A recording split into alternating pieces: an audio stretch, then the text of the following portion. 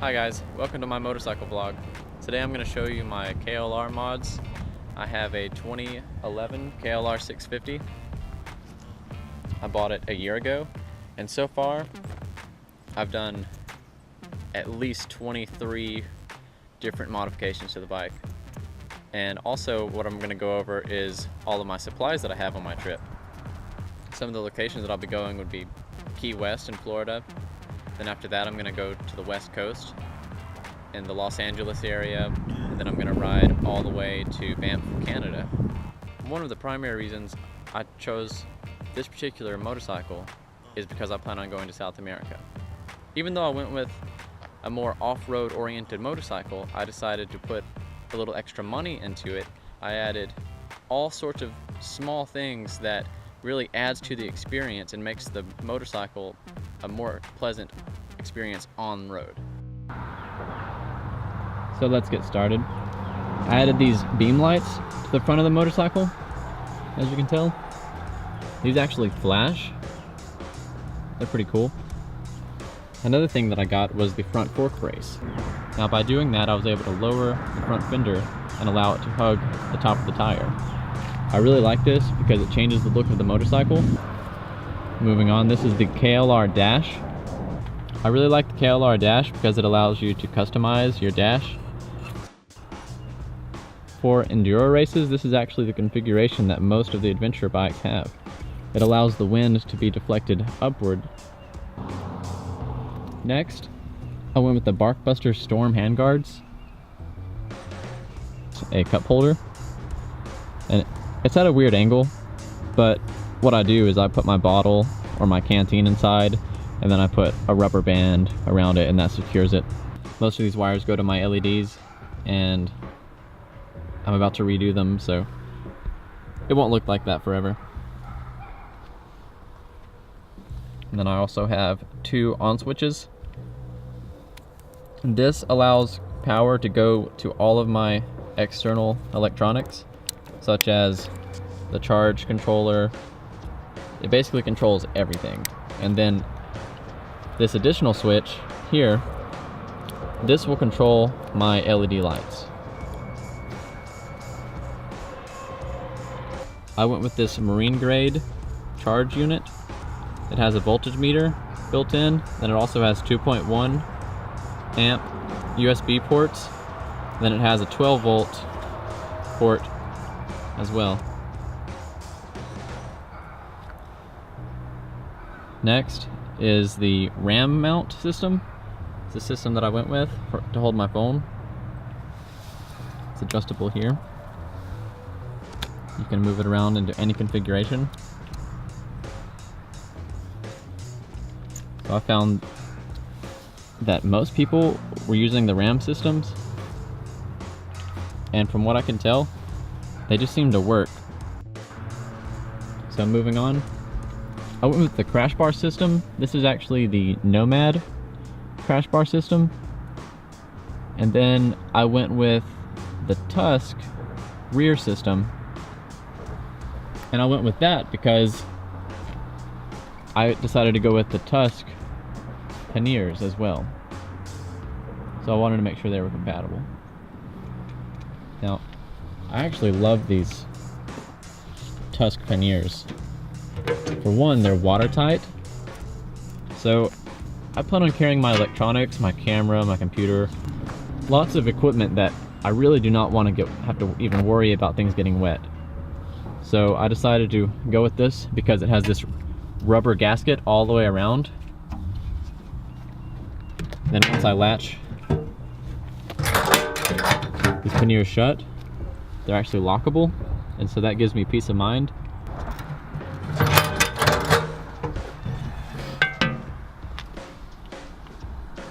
There's a screw on the inside that you can tighten and loosen with your hand, and this actually locks the Tusk panniers from the inside so that no one can take them off your bike. I changed out the rear sprocket. Now instead of changing the front sprocket, I went with the rear sprocket. If I had decided to go off-road and I wanted extra horsepower, I could just change out the front sprocket by carrying a 14 tooth with me. So I would cut down on a little bit of weight that way. I also upgraded the skid plate. That was a no-brainer. I like this particular skid plate because I'll show you down low. There is the drain plug, and it's out of harm's way. I believe this was actually the very first mod that I did on this motorcycle, as I got this master cylinder guard. It was very cheap, very simple. I think it was like 10 bucks. And also immediately after that, I decided to lower the motorcycle, because I'm only 5'9". I'm not the tallest guy in the world, and this bike, I think if you're about 6 foot, 5'11", is just perfect for you. So I had to lower it 2 inches, and once I did that and lowered the front handle, I lowered the front forks down 1 inch, the motorcycle was just perfect for me. I also sticker bombed the rear fender to give it a more custom feel. Add a little bit of uniqueness to it. Now, when I installed the Tusk rear system, I actually had to relocate the rear blinkers about 3 inches. So they used to go here, and so we had to relocate them to here. So a little bit of wiring was necessary to do that. I soldered everything, made sure it was done professionally. So you guys are gonna love this next one. Now, it actually just opens right up, just like that. I actually keep a backup of my insurance, my passport, my ID, things like that. Maybe a little bit of cash. You know, nothing too important. It's just emergencies only. But I love this thing. So if you're wondering what tire configuration I went with, I decided to go with the Shinko 705. Here's a shot of the front tire.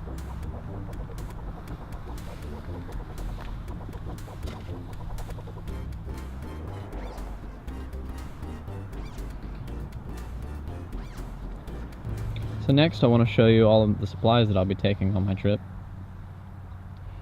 First off, I have a few books. I only carry books with me because just in case my phone crashes or my laptop crashes, I want to be able to have a couple things to keep me busy while I'm sitting at the campsite.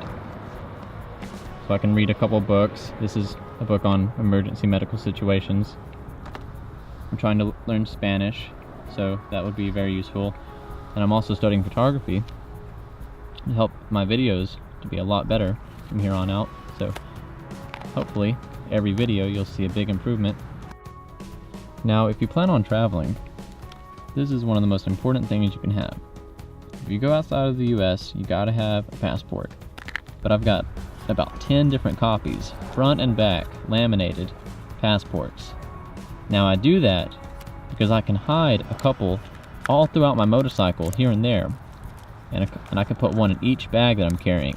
So I have redundancy. I'll also have digital copies of everything, of my insurance, my ID, my passport, and I'll have them emailed to myself. So worst case scenario, if I lose any of these originals or copies, I could always just print them off from my USB drive. It's a cinch. You've got to be able to do that. It helps keep you out of a bind if you ever get in a sticky situation. And I also made copies of my ID. I did the same thing there.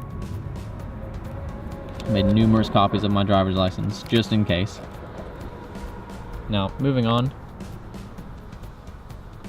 This is basically the bathroom, the med section, all in one. And most of this stuff is pretty self-explanatory. I'm not going to go over every little thing here, but I have a small med kit that I've started. Most everything is out and exposed right now, but I'll have everything organized and put back up neatly later on. But I have just pain medicine, some chapstick, just biofreeze for if I get hurt, things like that. Shampoo, toothpaste. You know, just everything that you're gonna find in a modern bathroom, except for like a hairdryer and things like that that are just kind of unnecessary. So, sunscreen, is one of your top items that you really need, because what happens is on the sunny days you're so exposed to the elements. It's not like being in a car. You don't have the AC, you don't have the heater. Everything you have is basically exposed to the sun 24/7, and so sunscreen is a must. This is mostly my emergency stash.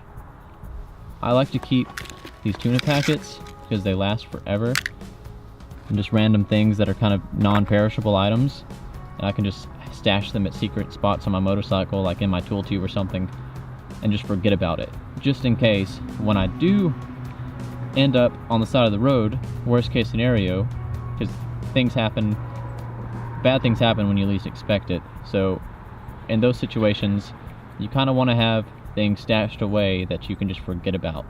So in a sticky situation, you have them. Make sure to carry plenty of water. This is only 2 bottles. This is my secret stash that I carry with me. I'm gonna have extra containers stashed throughout the bike, but you need to have at least a liter or 2 of water with you, I would say, at any given time. You gotta have oil. And of course, there's other items. You gotta have oil filters to do quick changes, because I'll be putting 2,000 to 3,000 miles on the bike within just a week's time.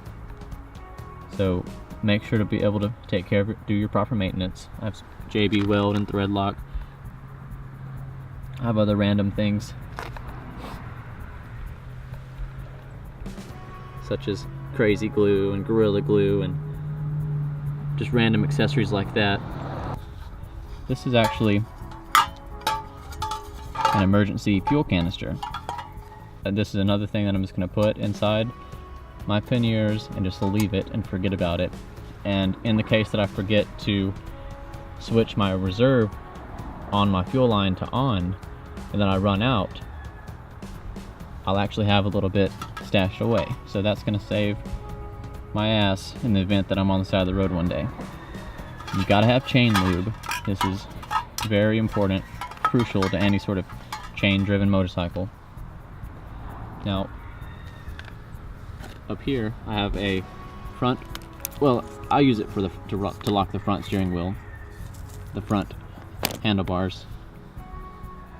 I have a lock, pliers, and I have the standard tool pack that came with the KLR. Has everything you need. And I'm sure I'll upgrade all of my items along the way, but this is just the very first setup that I have, and I want everyone to see, as my story develops and as I continue through my journey, a lot of these items that I have I probably won't even need. Some things I'll have to buy, so my setup's gonna change as time goes by. Now, you gotta have bungee cords to strap down all of your gear. That's crucial. Zip ties, random things like that. I have some multi-tools here. Those are very useful. Lighters, which I can touch on that stuff later about my camping gear. Can't forget your bottle opener for all the beer. Now, this is a air pump. So in the event that the fix-a-flat doesn't work, I can always try to pump it, and then I'll also have a tire patch repair kit.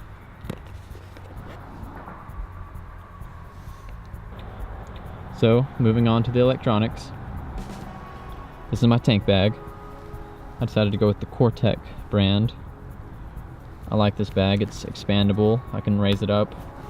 In this pouch there's a plastic cover, so in the event that it rains, I can take that out and I can be dry. So moving on, I decided to go with the Manfrotto Be Free travel tripod. I really like this tripod. I'd recommend it to anyone looking for a travel tripod. And I also have a pack of, I keep my camera cleaning supplies in here. Some spray and some cloth. I have my GoPro case. I have 2 battery chargers. This is a mini charger. I use this charger primarily if I leave the bike somewhere and I just want to go on a small hike or something. I can carry this and it's really lightweight. It's good for 3 or 4 charges, something like that, on my cell phone. Then I also carry this bad boy, which, this thing, I kid you not, I charged it one night, about 3 months went by, and I checked the charge on it, and it was still fully charged. I mean, it was just incredible. These things, this particular brand really holds its charge.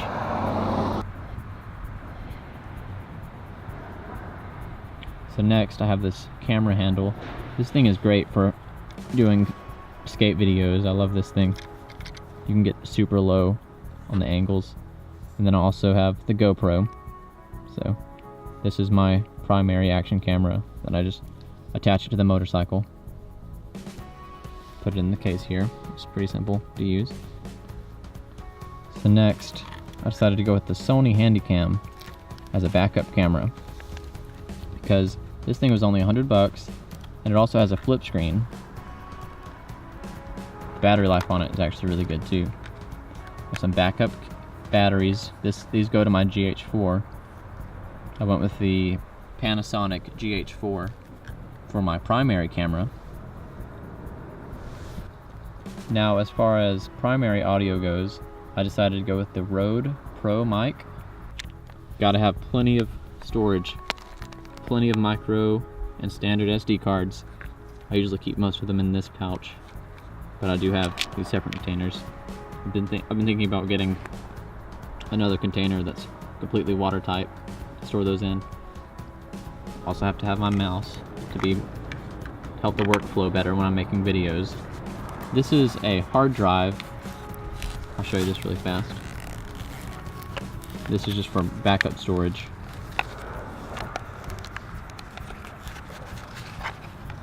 This is the WD My Passport. This is the WD My Passport Ultra. So far it's been a good external hard drive for backup storage. This is the 2 terabyte model. Now the computer that I decided to go with is actually a computer I've had for about 3 years now. Just the basic Toshiba satellite model. It has done the job so far. I'm not super impressed with it. It's now 3 years old. I feel like it's at its last leg, and I'm hoping to squeeze another 6 months out of it. I'm not so sure how much the vibrations are going to play a toll on it from the motorcycle, but it's my daily driver at this point, and it's still getting me by. And then over here I just have miscellaneous cords, chargers, USB ports, things like that. So, moving on. So, on to the camping gear. Now, this is my current sleeping bag. It's actually twice the size that I want it to be.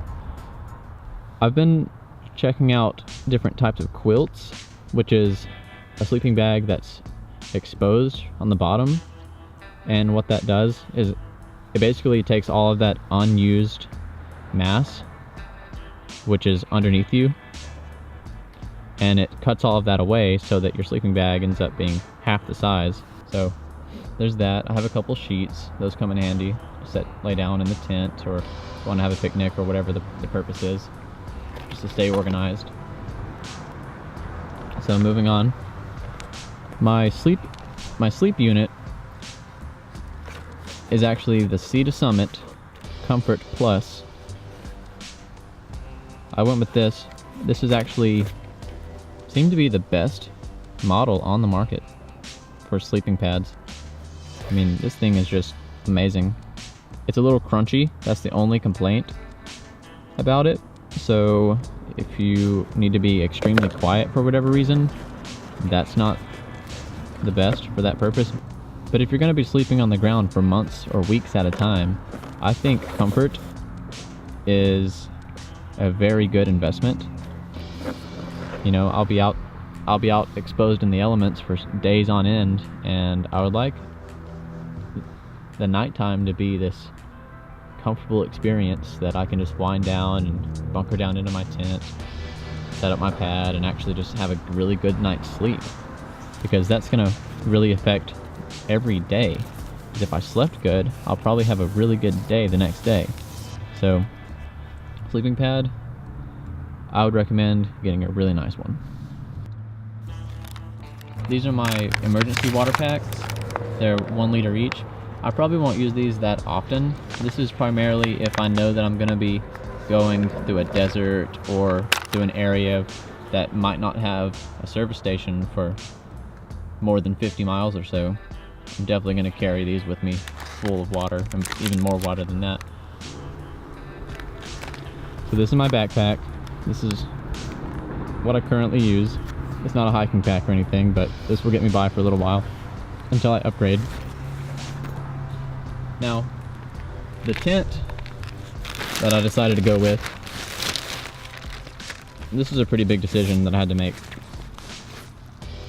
But I ended up going with the Nemo Galaxy 2-person tent. So overall, it's a very lightweight yet durable tent, and I think that was a very wise decision.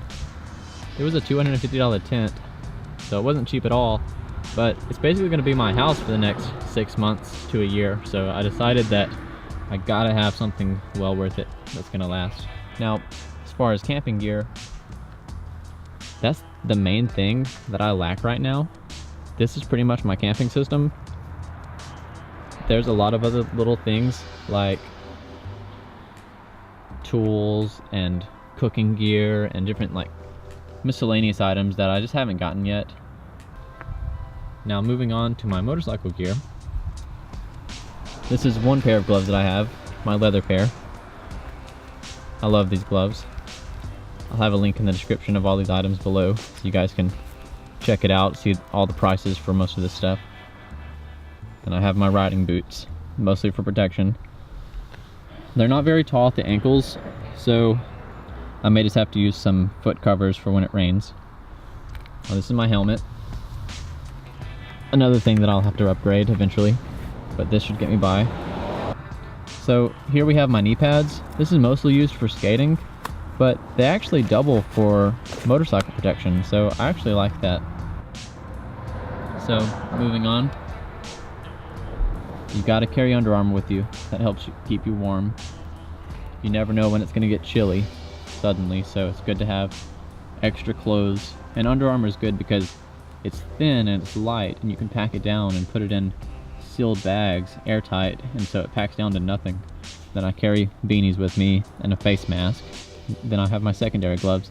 I wear these gloves underneath my leather gloves on cold nights. That seems to work out pretty well. And then here I have a rain coat, which is just a simple, pretty worn out Frog Togs. It seems to work. There's no holes in it. I'll use it until it rips. And then I have my leather jacket. So as far as clothing is concerned, I'm gonna have about 3 t-shirts, 3 pairs of jeans, then about 5 sets of underwear and socks. And that's basically gonna get me by. There's no reason to carry any more than that. So moving on, this is my main dry bag. This is the Enduro Stand Tornado 2XL. Now, I love this dry bag. It's red on the inside, so it's easy to find items. So it's high vis on the inside. And the main reason I chose this particular pouch is because my skateboard fits inside it. I basically bought the bag based on the dimensions of the board, so that ended up working out very well. So this is my skateboard. Rocking the DGK right now. So that's all my gear, guys. I hope that wasn't too boring, and I really appreciate you guys watching my video. Not everyone realizes that there's a lot of items that you need with you to have a successful trip. You know, you got to be ready for anything that can happen, and this is probably only 80% of the gear that I'm going to have with me. There's a lot of camping gear I need to get. I need to get more tools, like tire changing gear, things like that. As far as future plans, I'm gonna add the blinker, the rear blinker. I'm gonna add a bottom kickstand, and I'm gonna add a gel pack to the seat, and eventually I'm going to upgrade to a larger windshield. As soon as my current battery goes dead, I'm gonna upgrade to a lithium-ion battery, so that should help a lot. I won't have to worry about my battery going dead in the cold weather. But that's all of my future plans. Everything's subject to change, but for the most part, guys, this is everything. Thanks a lot for watching, guys. See you later. Wade's World.